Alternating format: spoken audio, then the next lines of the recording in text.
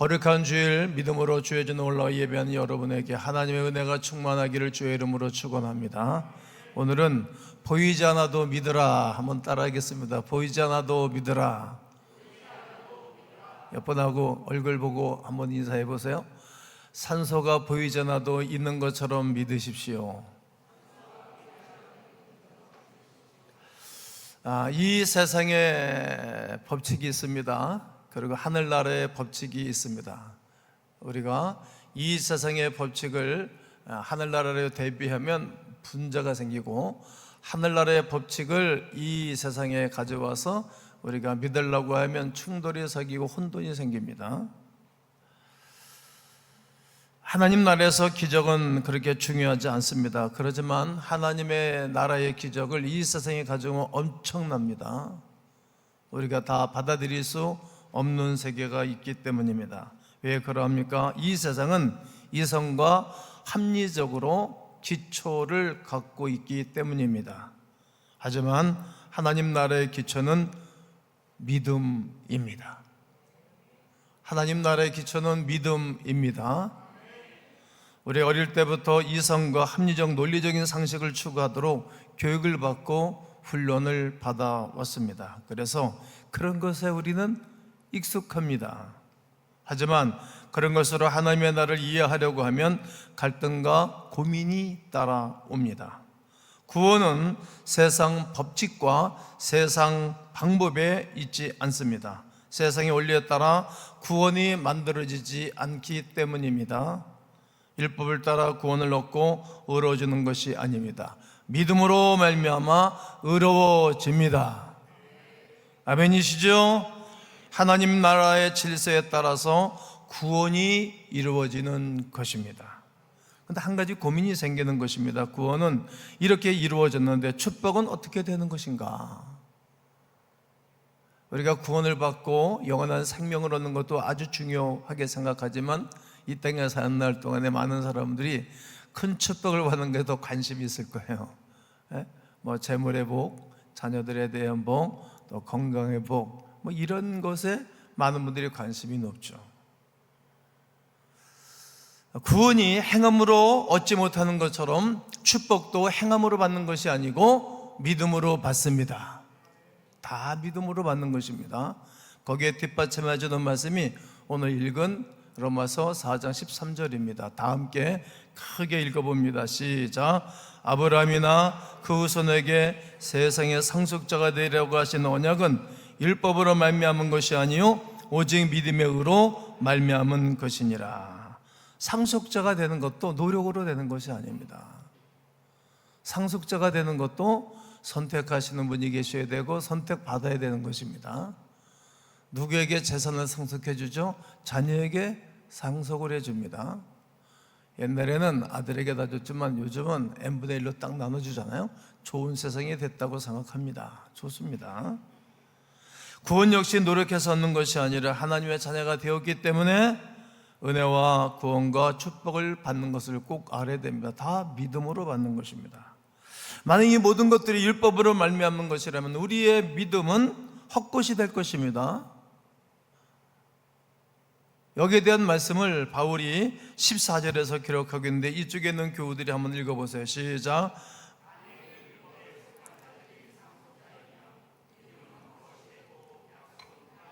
그렇습니다. 만일 율법에 속한 자들이 상속자에게면 믿음은 헛것이 되고 약속은 파기가 되었다는 겁니다. 우리가 예수님을 처음 믿었을 때 믿음으로 말미암아 구원받은 것을 우리가 압니다. 예수 그리스도를 믿음으로 고백하고 그 성령이 내 안에 훅 들어오는 것을 임포트하는 것을 누구든지 경험을 합니다. 마음이 뜨거워지고 막 감격하고 감동하게 됩니다. 그렇습니다. 예수를 믿는다는 것은 은혜, 하나님의 주시는 은혜, 믿음으로 구원을 받는 것은 분명한 사실입니다. 그러나 나 같은 죄인을 예수님이 살리셨다는 고백과 함께 뭐가 흐르죠? 눈물이 흐르죠. 그리고 깊이 기도하다 보면 콧물도 흐르고요, 그냥 하염없이 폭포수처럼 눈물이 쏟아집니다. 그리고 찾아오는 것이 있는데 기쁨이 찾아오죠. 그리고 감격히 한답니다. 누구든지 그러합니다.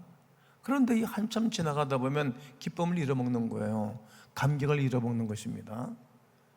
교회 나오기도 하고 예배도 드리고 헌금도 하고 또 봉사도 합니다. 하지만 마음에 기쁨이 사라졌어요. 기쁨 대신 원망이 생기고 불평이 나도 모르는 사이에 쑥쑥 나오는 것입니다. 왜 그런지 아십니까?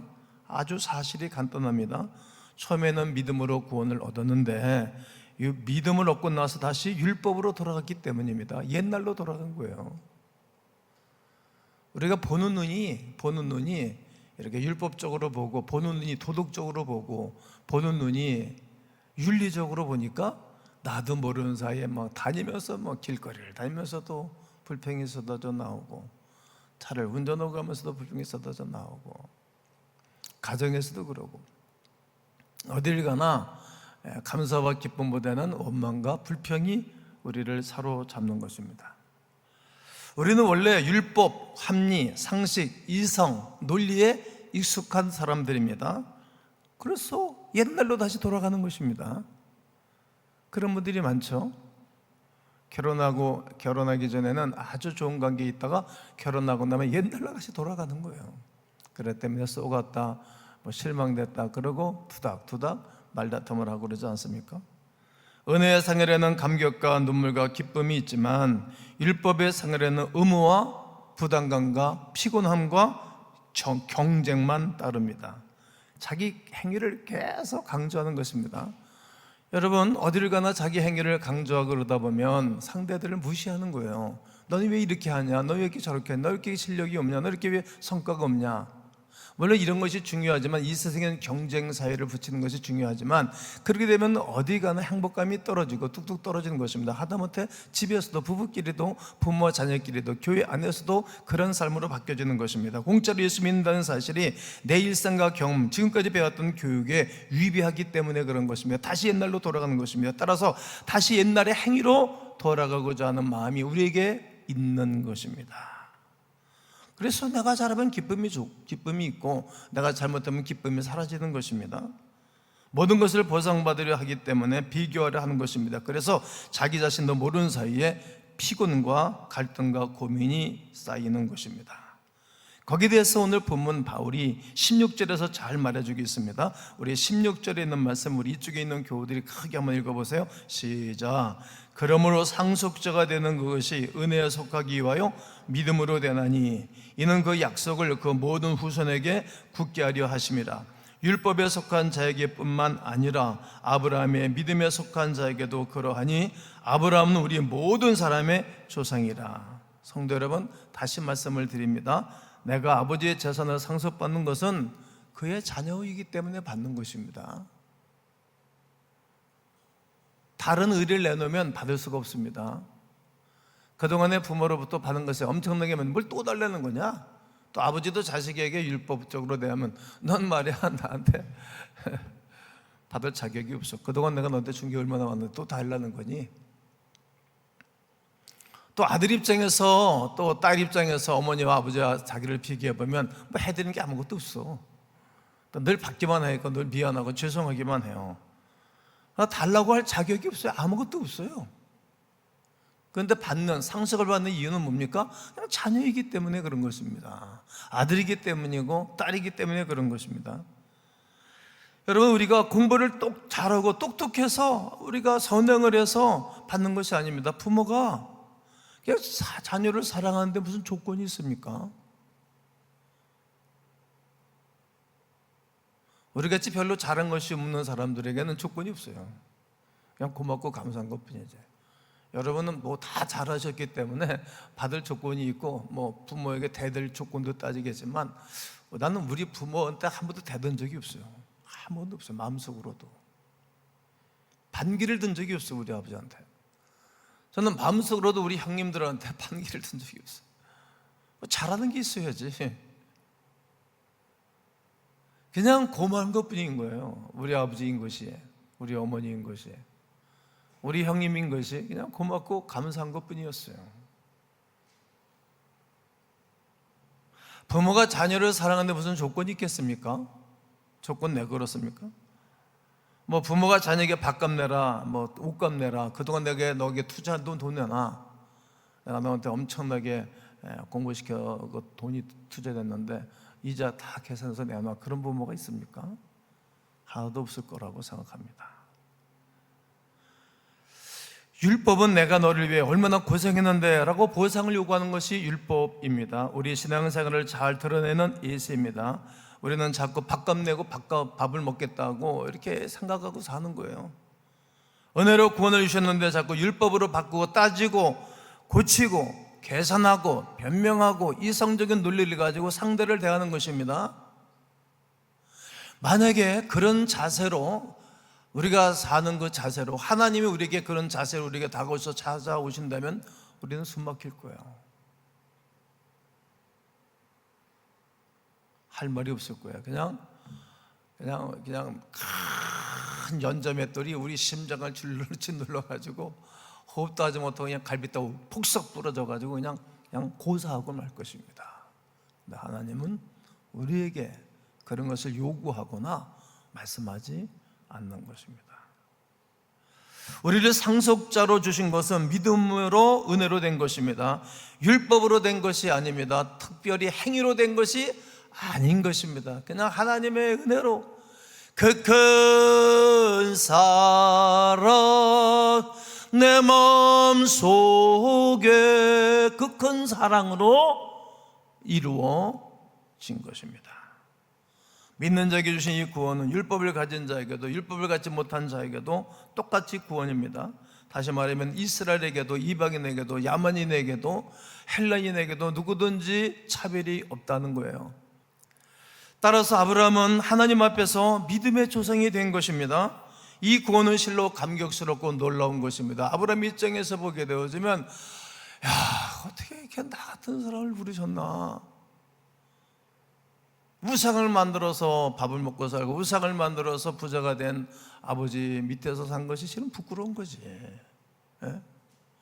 사람들을 속여서 사람들을 미혹해서 밥을 먹고 살고 돈을 벌고 재벌이 됐는데 그게 부끄러운 거였습니다. 아브라함에게 있어서는. 아버지는 자랑스러웠는지 몰라요. 아버지는 모든 것을 준비해 놓고 아들에게 모든 것 다 부채선을 물려주고 멋지게 네 아버지의 공로는 이런 사람이야. 아버지가 육신 아버지는 그렇게 자랑하고 싶은 마음이 있었을 것입니다. 그러나 아브라함 입장에서 보니까 부끄러운 거죠. 그 자체가 부끄러운 것이고 죄악했던 것을 아브라함은 깨달았던 것입니다. 그래서 그는 아버지의 말도 중요하지만 하나님 아버지의 말을 따라 아버지의 신청, 권력, 그리고 자기의 정든 땅, 모든 재산을 탁 놓고 누군가가 쟁취했겠죠. 내가 상속을 받지 않으면 누군가 상속은 가는 거니까 그냥 딱 놓고 그냥 떠나는 것입니다. 이렇게 놀라운 것입니다. 그래 우는 거지. 밥을 먹을 때도 울고 감격해서 울고 고마워서 울고 생각만 하면 감격이 되잖아요. 오늘 아침에 저는 주일날 아침에마다 늘 감사거리를 찾는데 하나님 앞에 이런 감사를 했어요. 하나님, 오늘 사랑하는 성도들을 예배 시간에 만나게 도우셔서 감사합니다. 부족하지만 저는 설교를 준비해서 강단에 올리고 말씀으로 성도들을 만나게 하심을 감사합니다. 눈물이 팽 돌더라고요. 감사한 것뿐이었죠. 감격해서 울고 자다가도 깨서 울고 감사해서 울고 밥 먹다가도 눈물이 나지 않습니까? 하나님 어찌하여 저 같은 사람을 구원하신 것입니까? 구원해 주신 것입니까? 저는 죄인입니다. 부끄럽습니다. 아무런 자격이 없는데 어찌 저에게 이렇게 큰 선물을 주신 것입니까? 우리가 살아가는 세상의 법칙과 진리서로는 전혀 상상할 수 없는 개념이기 때문에 그런 것입니다. 그래서 우리는 다시 세상의 개념으로 돌아가기가 쉽습니다. 이것은 하나의 큰 위기입니다. 영적인 위기입니다. 세상적인 시스템으로 세상적인 방법으로 기본으로 돌아가면 영적인 위기가 옵니다. 행복감이 사라집니다. 기쁨이 사라집니다. 즐거움이 사라지는 것입니다. 천국이 희미하게 보이고 세상에 더 크게 보이는 것입니다. 이러한 구원을 주신 하나님은 어떤 분이십니까? 아브라함의 경험한 하나님은 어떤 분이실까요? 믿음은 공부에서 얻어지는 것이 아니오시다. 학문적으로 정의를 내린다고 해서 믿음이 정리가 되고 믿음이 얻어지는 것이 아닙니다. 이처럼 하나님 우리 자신이 하나님과 함께 살아가면서 알게 되는 것 아닙니까? 아브라함의 하나님은 어떤 것입니까? 아브라함은 하나님을 배워갔습니다. 얼마 동안에 25년 동안 하나님과 함께 살다 보니까 하나님이 어떤 분인지를 알았어요. 그리고 하나님이 자기에게 어떻게 행하신 것을 알았어요. 그러면서 살아보니까 이것이 믿음이구나, 이것이 하나님이시구나, 이 위대한 사실을 아브라함이 알았던 것입니다. 아무리 이것을 지식으로 말한다 할지라도 지식으로 설명할 방법이 없는 것입니다. 여러분 대를 물려가면서 하나님 미시냐 믿어왔고 섬겨왔잖아요. 이게 하나님이 어떤 분인지 여러분 설명할 수 있을 거예요. 제가 이 하나님을 믿은 지 이제 46년이 됐거든요. 40년 때는 어영부영 노라리 하면서 하나님 믿은 게 아니었어요, 저는요. 그러니까 이 46년 동안 하나님을 섬기다 보니까 하나님이 어떤 분인지를 알고 이게 믿음인 것을 내가 정의가 된 것입니다. 하나님이 내치지 않았어요. 하나님이 나를 모른 척하지 않으셨어요. 하나님이 나를 무시한 적이 없으세요. 하나님이 나를 못 본 척한 적이 없으세요. 사람들은 못 본 척하고 사람들은 시집이 뚝따고 내 말을 듣지도 않고 그런 사람들이 있지만 하나님은 그런 분이 아니었다는 거예요. 홍해를 건너보지 않은 사람은 믿음이 무엇인지 모릅니다. 아무리 지식으로 홍해를 건너봤다 할지라도 직접 건너봐야 아는 것입니다. 이처럼 오늘 성경 본문은 16절에서 아브라함이 믿음의 모든 사람의 조상이라고 지칭했고 17절에 믿음의 조상, 18절에는 많은 믿음의 조상이라고 정리한 것입니다. 이 세 구절에 나온 공통점은 아브라함이 모든 민족의 조상이다, 이렇게 정리를 해주는 것입니다. 믿음의 조상, 그 전에는 믿음이 없었다는 것입니다. 믿음이 없는 가정에서 그를 하나님 불어낸 것입니다. 그 사람이 처음으로 믿음의 시작이라는 것입니다. 그 사람이 여러분이 예수 그리스도를 처음으로 믿었다면 여러분의 가문에, 여러분의 집안에 여러분의 믿음의 조상이 되는 것입니다. 여러분 막내라도 상관이 없습니다. 저는 10남매 내가 9번째입니다 9번째, 10번째는 군대 가서 순직을 했기 때문에 내가 우리 집안에 내가 막내입니다. 그러니까 내가 우리 집안에 믿음의 조상이 되는 거예요. 그래 죄송하지만 내가 말하는 대로 우리 형님들이 다 따라옵니다. 이제는 그럴 수밖에 없게 여러 가지 조건이. 그 사람이 처음으로 믿음의 조상, 믿음의 사람이 되는 것입니다. 여러분 선교사는 그 민족의 조상이 되는 것입니다. 100여 년 전에 아펜델러 언더우드 선교사가 한국 땅에 들어왔어요. 한국 땅에 들어서 복음을 증거하기 시작했어요. 그분들이 신앙적으로 믿음으로 한국교회는 믿음의 조상이 된 것입니다. 그러므로 우리가 다른 타 민족에게 다른 지역에 가서 복음을 증거하고 그 지역에서 선교적 사역을 감당하면 아주 놀라운 것입니다. 그것이 믿음의 조상이 되는 것입니다. 이번 금요일날 우리 선교팀들이 또다시 캄보디아를 가는데 여러분들이 믿음의 조상이 되는 것입니다. 갔다 와서 가서 얼굴도 몰라, 성도 몰라, 피도 섞이지 않았어. 생기도 달라. 근데 그들 여러 번 말하면서 우리를 기다리는 아이들이 있고 그리고 우리가 가서 보고 싶은 사람들이 있는 것입니다. 그들에게 선교 사역자들은 믿음의 조상이 되는 것입니다. 얼마나 아름다운 일인지 모릅니다. 여러분들이 하나님은 어떤 분이십니까? 어떤 하나님을 경험하셨지요? 평범할 때 하나님이 경험되지 않습니다. 마치 부모의 사랑과도 같은 것입니다. 위기에 처했을 때 부모의 사랑을 알 수 있는 것입니다. 평범한 때 우리가 잘못했을 때 때로는 야단도 치고 어떤 때는 음심할 때도 있었지만 정말 자녀가 어려울 때, 정말 우리가 힘들 때는 부모가 손 펄쩍 끼고 가만히 있지 않습니다. 반드시 돕습니다. 나의 어머니가 그랬고 나의 아버지가 그랬습니다. 여러분의 아버지가 그랬고 여러분의 어머니가 그랬습니다. 하나님이 그렇듯 우리가 쉽게 됐고 힘들었을 때마다 찾아오시는 하나님이신 줄로 믿습니다. 오늘 여러분과 나의 아픈 이야기, 힘든 이야기, 고통스러운 이야기, 번민스러운 이야기, 해결되지 않는 이야기, 아직까지 결제되지 않은 많은 일들이 그리스도 예수의 이름으로 해결되고 결제되기를 주의 이름으로 축원합니다.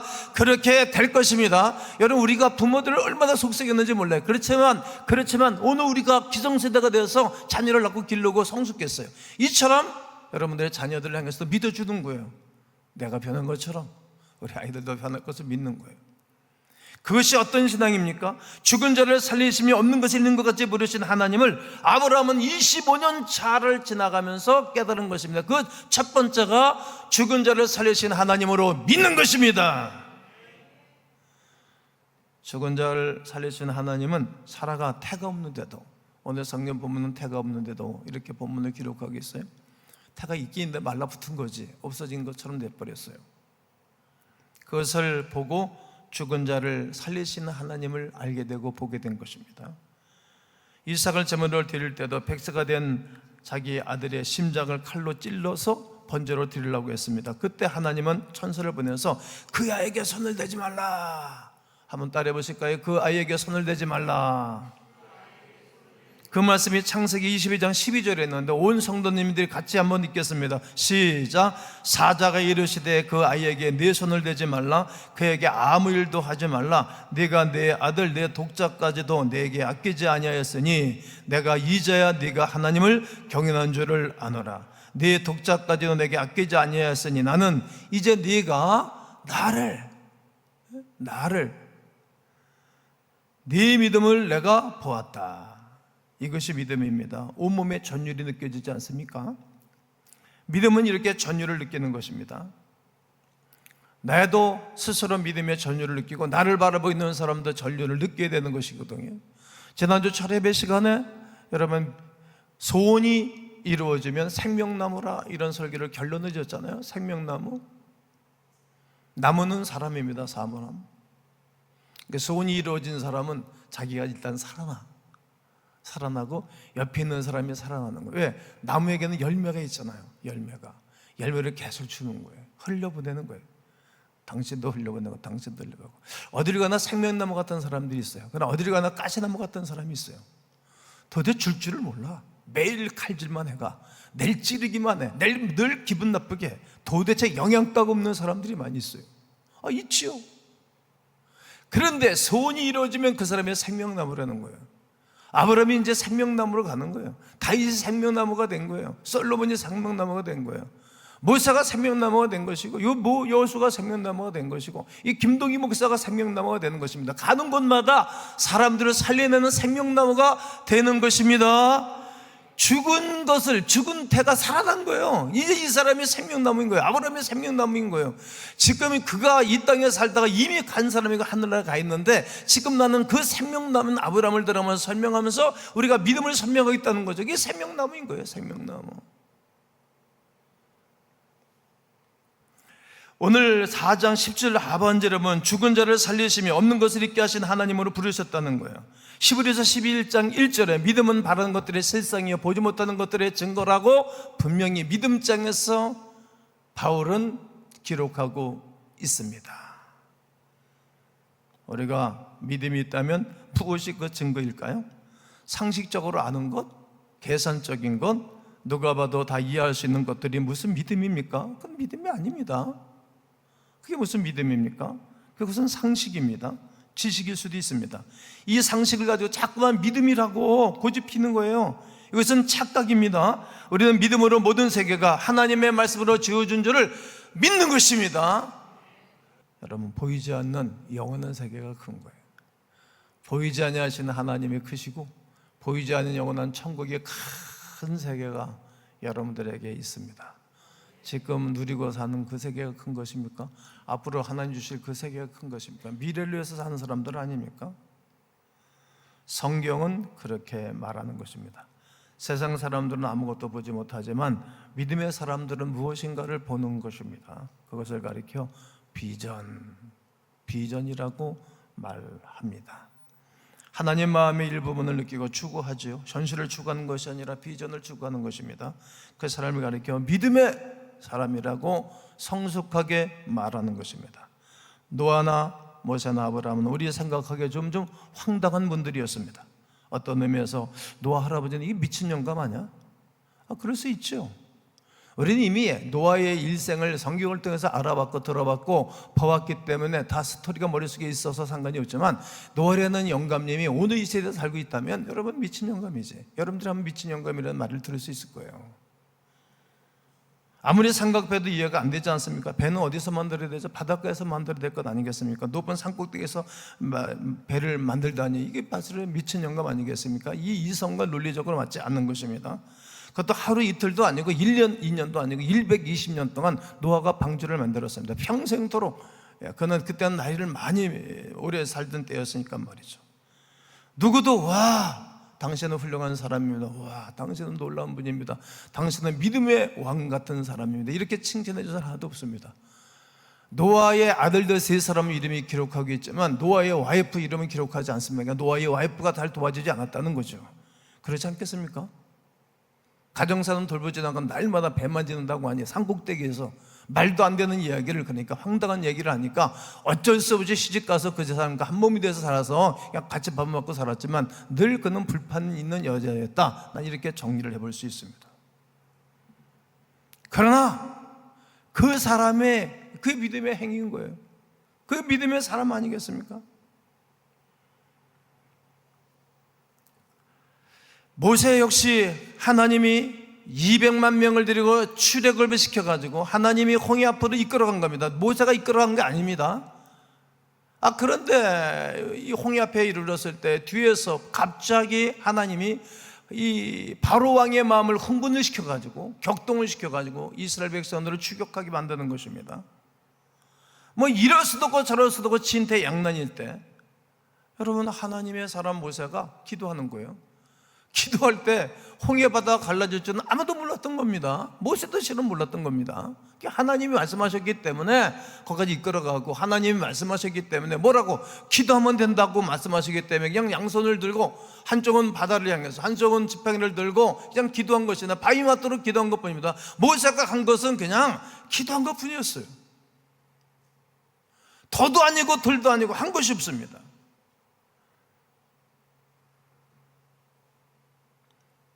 홍해 앞에 가지 않았더라면 홍해가 갈라지지 않았을 것입니다. 홍해 앞에 섰기 때문에 홍해가 갈라지는 영광을 본 것입니다. 그것이 그들의 믿음의 근거가 되는 것입니다.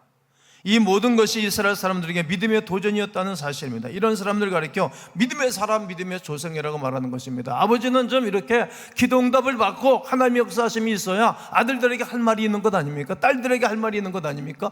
야, 네 애비가 이런 사람이었는데 말이야, 하나님이 이렇게 역사하셨어. 그러니까 하나님은 살아계셔. 너의 하나님이 되기를 원해. 네 아버지의 하나님이 아니라 너의 아버지가 하나님이 되기를 원하고, 네 아들의 하나님이 되기를 원하고, 네 손자 하나님이 되기를 원한다라고 분명하게 믿음에 대해서 계승하고 믿음을 심어줘야 할 줄로 믿습니다. 이런 대가를 치르지 않는 사람은 믿음의 사람이라고 말할 수 없는 거예요. 그러니까 믿음의 사람은 늘 도전하고 창조적 사고방식을 가지고 살아가는 사람들입니다.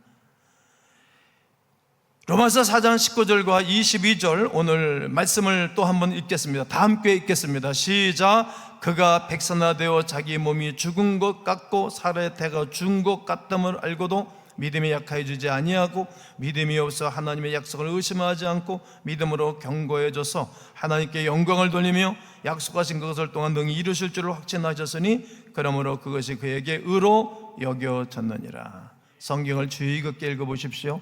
100세가 된 아브라함의 나이, 사라는 아이를 생산한 능력을 다 잃어버렸어요. 그런데 중요한 구절이 있습니다. 죽은 것 같음을 알고도, 죽은 것 같음을 알고도, 우리가 어려움을 당한 것을 알면서도, 이게 의사는 너는 이제 틀렸다고 말하는 것을 알고도, 야, 당신은 이제 죽을 거라는 말을 듣는 것을 알고도, 훌륭한 최고의 권위자의 말은 사람들이 더 잘 믿죠. 하나님 말씀은 잘 안 믿어도 병원 원장 말은 잘 믿고 의사 말은 잘 믿죠. 그걸 알고도, 죽은 것 같음을 알고도 믿음이 약해지지 않았다는 거예요. 이것이 믿음인 것입니다. 그냥 하나님이 역사하실 것을 믿었던 것입니다. 왜냐하면 아브라함에게 있어서는 위대한 일들을 경험했기 때문이다. 왜냐하면 자기 아내가 그렇게 다 죽어갔는데도 살아난 것을 보고, 그리고 그 사라의 아내의 몸에서 아기가 나온 것을 봤어요. 이게 현장감 있는 사람이었어요. 여러분 젊은이들이 여러분 와이프가 아기를 낳을 때 병원 같이 있는 것은 난 좋다고 생각해요. 신비하거든, 아기가 나온 것 자체가. 근데 아브라함은 더 신비했어요. 왜냐하면 100세가 됐을 때 이 역사가 이루어졌으니까 이거를 봤어요. 그러니까 이제 뭐 전율이 느끼는 거 아니겠어요? 그러니까 이제 아브라함은 큰 믿음이 생긴 거예요. 아무리 그렇게 믿음을 가질 수 있었던 것은 연구하고 공부하고 묵상하고 노력해서 하던 것이 아닌 것입니다. 이것이 성경이 이야기하는 믿음입니다. 착각하면 아니 되는 것입니다. 기가 막힌 상황 가운데서도 아브라함이 믿었어요. 나는 믿노라 하나님이 나와 함께 하심을. 나는 믿노라.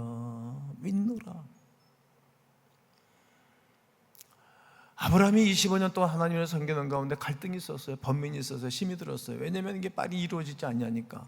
근데 그때마다 실망할 때마다 하나님이 찾아오셔가지고 야, 네 텐트에서 한번 나와봐. 야, 네가 한번 종과 횡으로 걸어가봐. 많이 걸었어요. 앞으로 그 땅을 너와 네 자손에게 줄게 약속을 받았어요. 그래도 힘을 또 얻었어요. 또 마음이 또 힘이 들었어요. 야, 한번 나와봐.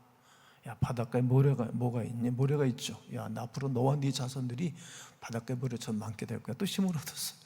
또 힘이 들었어요. 그러니까 오늘 찾아왔어요. 하나님 얘기한 거예요. 엘리에셀이 상속자가 됩시다. 늙은 종이 아주 훌륭한 종이 하나 있었는데 말을 잘 들어. 그 사람의 재산 다 상속해주고 저 사람에게 인권에 집중. 아니야, 네 몸에서 날 수가 있어. 이렇게 얘기하는 거예요. 이제 아브라함의 아내 사라도 픽 하고 웃었어요. 너 왜 웃냐? 아니, 나 안 웃었다고 오리발 내밀었어요. 그리고 또 가셨어요. 오늘 또 힘들어하는 거예요. 다 힘들어하는 거예요. 그런 가운데 또 하나님이 한번 나와봐. 텐트에서 살았으니까 야, 하늘에 뭐가 보이니? 별이 보여. 하늘에 별. 야, 하늘에 별 네가 숫자를 셀 수 있겠니? 셀 수 없어요. 어떻게 세겠어요? 그랬더니 야, 앞으로 너와 네 자녀들이 후손들이 하늘의 별처럼 많아질 거라고 또 용기를 주셨어요. 여러분, 이렇게 25년 동안 뒤치락패치락 한 거예요. 우리가 온전하게 깨끗하게 순전하게 어린아이처럼 믿음 한번 흩어지지 않고 불평 한번 안 오고 원망 한번 안 하고 게으르 터지지 않고 한번 안 오고 믿음 크는 사람은 한 사람도 없는 것입니다. 이렇게 25년 동안 하나님이 그에게 믿음을 돋궈준 거예요. 밤에, 특별히 어두운 밤에, 힘든 밤에, 외로운 밤에 하나님이 찾아오신 거예요. 그러니까 밤에 하늘을 쳐다보니까 별이 보였죠. 이런 경험을 통해서 아브라함은 말씀하신 하나님이 믿어진 거였어요. 말씀하신 하나님이 믿어지시고, 그리고 인생의 의문이 다 풀리고 하나님 없이는 살아갈 수 없다는 것을 아브라함은 알게 됐어요. 믿음이라는 이 약속을 얻는 것입니다. 성경에는 예수님이 다시 재림하실 것이라는 약속이 20구절에 한 번씩 약속하고 계세요. 마라나타, 예수께서 다시 오실 예수를 말씀하고 있는 것입니다. 여러분, 그 하나님 믿으시죠? 믿으십니까? 약속을 믿으시죠? 그리고 우리의 생각이 달라져야 될 거예요. 삶의 행동이 달라져야 될 거예요. 이렇게 살면 안 될 거예요. 뭔가든 달라져야 될 것입니다. 우리가 천국을 안 보고도 믿는 것, 이것이 믿음입니다. 왜? 예수님이 있다고 말씀하셨으니까 믿는 것 아닙니까? 예수에서 믿는 것은 받은 증거만 더다. 예수에서, 귀한 예수 더욱 믿음 주소서. 예수에 대한 믿음이 있으면 이게 보여질 것입니다. 세상은 다 다른 길로 가지만 비록 그 약속이 허황된 것처럼 느껴지더라도 이런 약속은 의심 없이 믿고 가는 것이 성도들의 삶인 것입니다. 땅끝까지 가서 제자 삼으라는 말씀에 우리는 주의 말씀을 듣고 그냥 가는 것뿐입니다. 이것이 믿음의 사람입니다. 성도 여러분, 우리는 아브라함은 하나의 모델입니다. 그냥 모델, 지나간 사람입니다. 이제 오늘 우리가 이 모델이 되어져야 할 것입니다. 그 모델을 오늘 23절과 25절에 한 성경을 읽고 오늘 설교를 마칠 것입니다. 시작. 그에게 의로 여겨졌다 기록된 것은 아브라함만 위한 것이 아니요 의로 여기심을 받은 우리도 유함이니 곧 예수 우리 주를 죽은 자 가운데서 살리신 이를 믿는 자니라. 예수는 우리의 범죄한 것 때문에 내줌이 되고 또한 우리를 의롭다 하시기 위하여 살아나셨느니라. 여러분, 아브라함만 위한 것이 아니라 예수 믿는 우리 모두에게도 동일한 은혜를 주실 것입니다.